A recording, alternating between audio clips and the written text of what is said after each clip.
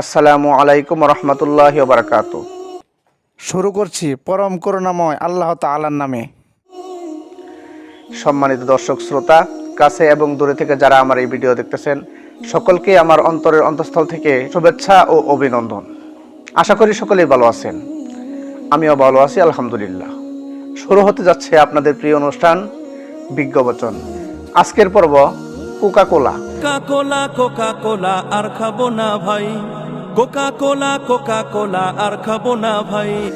সম্মানিত দর্শক শ্রোতা, আপনারা অবশ্যই অবগত আছেন যে ইসরায়েল ফিলিস্তিনের উপর যেভাবে নির্যাতন চালাচ্ছে, এটা পরিপূর্ণ নিষ্ঠুরতার বহিঃপ্রকাশ। আমরা মনে প্রাণে ঘৃণা করি এই ইসরায়েলের কর্মকাণ্ডকে, কিন্তু কি করব, আমাদেরও তো কিছু করার আছে।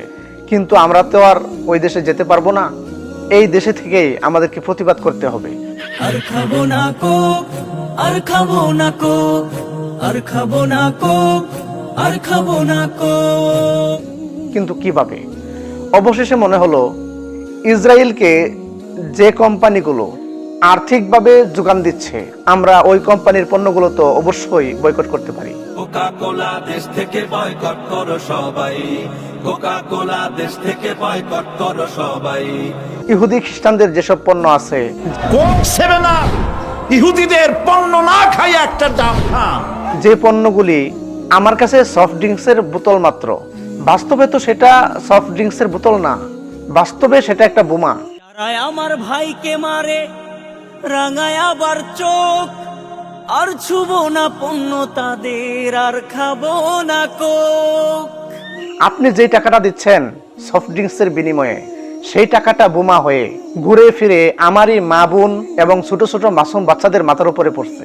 এই সফট ড্রিঙ্কসের বোতল এবং সাবান, শ্যাম্পু, লোশন এবং যত প্রকার তাদের পণ্য আছে, পেপসি মেরিন্ডার টাকা যায় ইহুদিদের তহবিলে, সেই টাকাতে অস্ত্র কিনে মারছে তিলে তিলে, ওরা মারছে তিলে তিলে। হোক বা সেটা প্রসাধনী বা কসমেটিক্স বা সফট ড্রিঙ্কস, এসব কিনছেন, এইসব পণ্য আমাদের অবশ্যই বয়কট করার প্রয়োজন। কোকা কোলা দেশ থেকে বয়কট করো সবাই, কোকা কোলা দেশ থেকে বয়কট করো সবাই। অবশেষে শুরু হয়ে গেল প্রতিবাদ।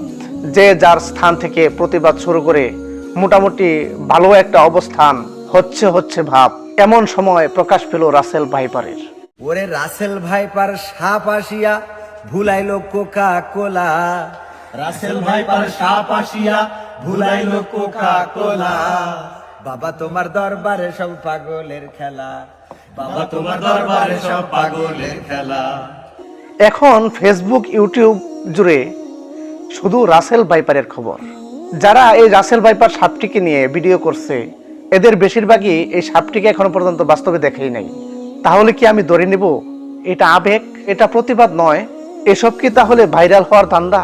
বাইরে আবেগে না চলে বিবেকে চলুন, আল্লাহকে রাজি খুশি করার চেষ্টা করুন।